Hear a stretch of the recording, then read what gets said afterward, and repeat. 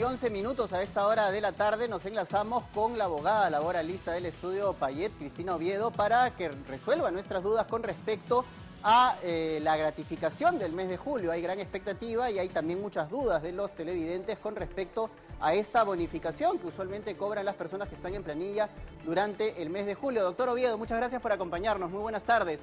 Empiezo preguntándole, ¿quiénes tienen derecho a la gratificación del mes de julio en medio de esta situación particular que estamos viviendo en la pandemia de la COVID-19? Gracias por la invitación en primer lugar. Bueno, tienen derecho a la gratificación todos los trabajadores que se encuentren actualmente ya trabajando o que nunca hayan parado por haber prestado servicios para empresas que prestan servicios esenciales. También tienen derecho a aquellos trabajadores que ahorita se encuentren gozando de descanso vacacional o de licencia con goce de remuneraciones, ¿no? Lamentablemente, los trabajadores que a la fecha en que toca pagar este beneficio se encuentren en suspensión perfecta de labores, ellos no van a tener derecho a la gratificación por fiestas patrias. Claro, ahora, justamente esa es una duda que surge a raíz de la suspensión perfecta por parte de las personas que se encuentran en redes sociales. Por ejemplo, José Yangali me escribe y me dice: yo trabajé hasta el mes de marzo, sigo en suspensión perfecta. ¿Voy a recibir gratificación? Pregunta José a través de la cuenta de Twitter. Ok, ahí hay dos escenarios. En primer lugar, habría que verificar si la empresa para la cual él trabaja va a adoptar, va a prolongar la suspensión perfecta de labores, porque recordemos que al ampliarse la emergencia sanitaria, se ha ampliado también, o se ha establecido también la posibilidad de ampliarse la suspensión perfecta de labores. Justo ayer salió una norma del Ministerio de Trabajo que permitía esta ampliación hasta el 7 de octubre del 2020. Entonces, si su empresa va a ampliar la suspensión perfecta de labores y por lo tanto a la fecha en que va a pagar este beneficio, que va a ser la quincena de julio, este señor todavía se va a encontrar en suspensión perfecta de labores, no tendrá derecho a este beneficio. Ahora, si por el contrario no se amplía esta suspensión perfecta de labores y ya va a iniciarse de nuevo la actividad de la empresa para la que él trabaja y él por lo tanto va a acudir a trabajar y en la fecha de otorgamiento de este beneficio va a estar trabajando, entonces sí correspondería que le paguen la gratificación. Ahora, la otra pregunta que hacen también a través de redes sociales es: en muchas empresas han habido recortes salariales, un cierto porcentaje en los sueldos de los trabajadores, de los colaboradores.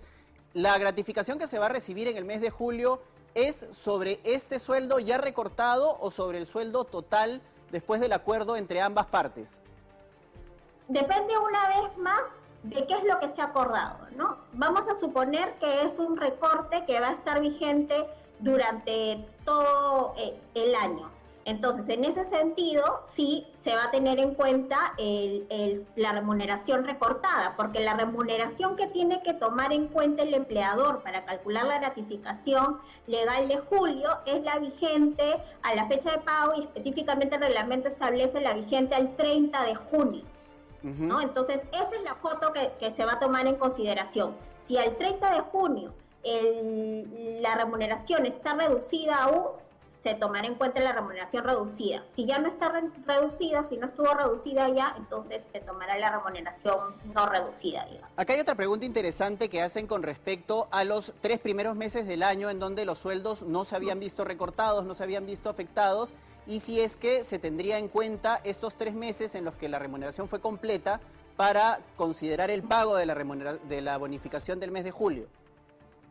Ok, lamentablemente lo que establece la norma es que se considera la remuneración vigente al 30 de junio.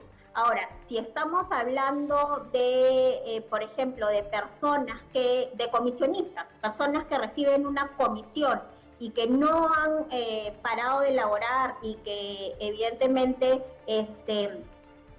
están laborando ahorita en la quincena de julio, que es la fecha que corresponde al pago, entonces se va a tomar en consideración el promedio de lo percibido entre enero y junio. Entonces, en ese caso sí se va a tomar en consideración las remuneraciones o la remuneración que percibió por concepto de comisiones entre enero y marzo. Acá hay otra pregunta interesante, doctora, que hace Edward a través de la cuenta de Twitter. Él dice que él ha trabajado hasta el mes de abril y ya no le renovaron el contrato y él está preguntando si puede solicitar una gratificación trunca.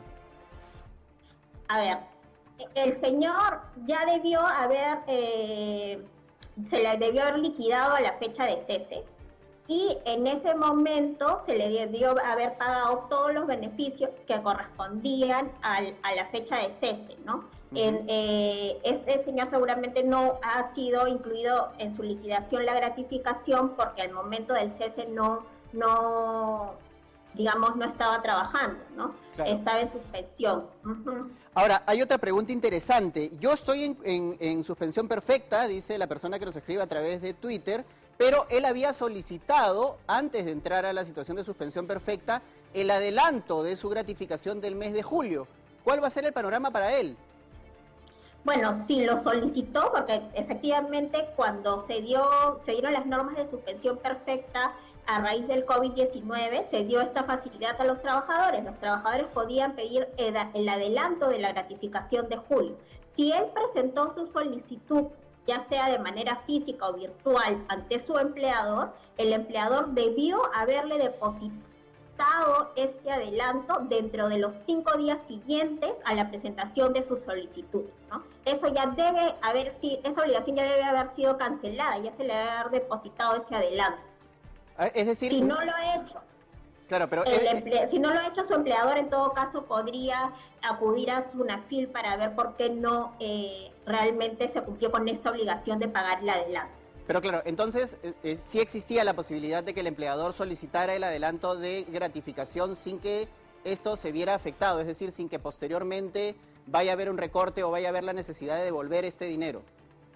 No, quienes solicitaron el adelanto, eso ya debió haber sido depositado y no va a haber un descuento de ese adelanto, ¿no? Acá hay otra pregunta que tiene que ver más que nada con los bonos del tema de la suspensión perfecta, porque el gobierno aseguró que iba a haber un bono de 760 soles para las personas que entraran en suspensión perfecta. Al haberse ampliado el estado de emergencia sanitaria hasta el 1 de septiembre, si no me equivoco, se amplía también esta figura. Y lo que están preguntando es si va a haber la posibilidad de un nuevo bono para los trabajadores que se encuentran y que se les va a extender el tema de la suspensión perfecta. A ver, ahí tendría que salir una norma complementaria, porque la norma que reguló esta bonificación, que efectivamente rige para aquellos trabajadores que estén en suspensión perfecta de labores, que sean trabajadores de microempresas y que ganen una remuneración de hasta 2.400 soles, ellos percibían un bono equivalente a 760 soles, pero solo por 3 meses. Entonces, si las empresas van a ampliar esta suspensión perfecta de labores y se quiere seguir otorgando esta bonificación por parte del Estado, lo que correspondería es que el Estado emita una norma y que diga que esta bonificación no solamente va a durar por 3 meses, sino por un periodo adicional, en caso las empresas opten por esta ampliación de la suspensión perfecta de labores. Ahora, nos hacen una pregunta que está un poco alejada del tema relacionado a las gratificaciones, doctor Oviedo, pero me gustaría hacérsela porque creo que hay muchas personas que precisamente tienen dudas con respecto a este tema, que se encuentran realizando el trabajo remoto y me están preguntando a través de las redes sociales si es que existe algún dispositivo, alguna norma mediante la cual le puedan pedir a sus empleadores el pago de, por ejemplo, servicios básicos ahora que están realizando trabajos remotos, luz, internet, etcétera, etcétera. A ver, en el caso del trabajo remoto, a diferencia del teletrabajo, ¿no? El trabajo remoto es esta modalidad vigente y que, digamos, se lanzó por el COVID-19.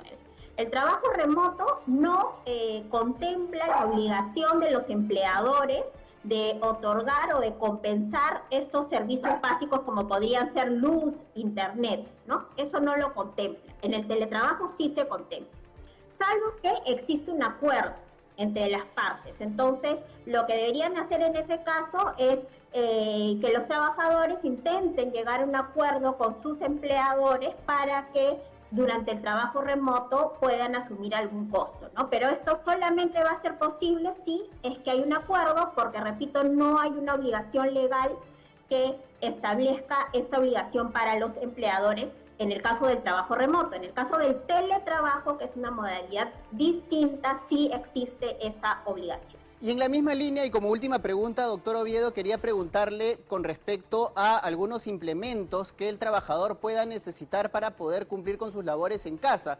Por ejemplo, me preguntan por sillas ergonómicas para evitar daños, ¿no?, en la postura o algún tipo de lesión en la postura, audífonos y otros elementos que sean necesarios e importantes para el trabajador. ¿Hay alguna obligación por parte de las empresas para que le puedan dar facilidades a los trabajadores y adquirir estos productos? A ver, lo que existe, la obligación legal consiste en que los empleadores tienen que informar a los trabajadores cuáles son estas medidas de seguridad y salud en el trabajo que se deben de adoptar durante el trabajo remoto. Y justamente una de esas medidas se relacionan a estas condiciones ergonómicas que están relacionadas a tener una adecuada silla, que la computadora esté en un adecuado nivel, ¿no? Esa es la obligación del empleador, informar sobre esas medidas. No hay una obligación repito, de entregar estas herramientas de trabajo, digamos, como sería una silla ergonómica. No obstante, hay empresas que, digamos, están dando facilidades a los trabajadores para que puedan tener un ambiente de trabajo adecuado, ¿no? Como sería, por ejemplo, otorgarles estas herramientas de trabajo o estas sillas ergonómicas o un lugar adecuado para trabajar, o también podría acordarse la suerte de entrega de una suerte de préstamo para que los trabajadores puedan comprar los implementos que necesiten y luego el empleador haga el descuento respectivo de manera mensual o como lo acuerden las partes. Muchas gracias, doctora Oviedo. Ha sido Cristina Oviedo del Estudio Payet que ha resuelto algunas de las dudas que teníamos con respecto al tema de las gratificaciones del mes de julio y también algunas otras dudas que ustedes nos han hecho llegar a través de la cuenta de Twitter. Muchas gracias y le invitamos para participar en otro momento del programa.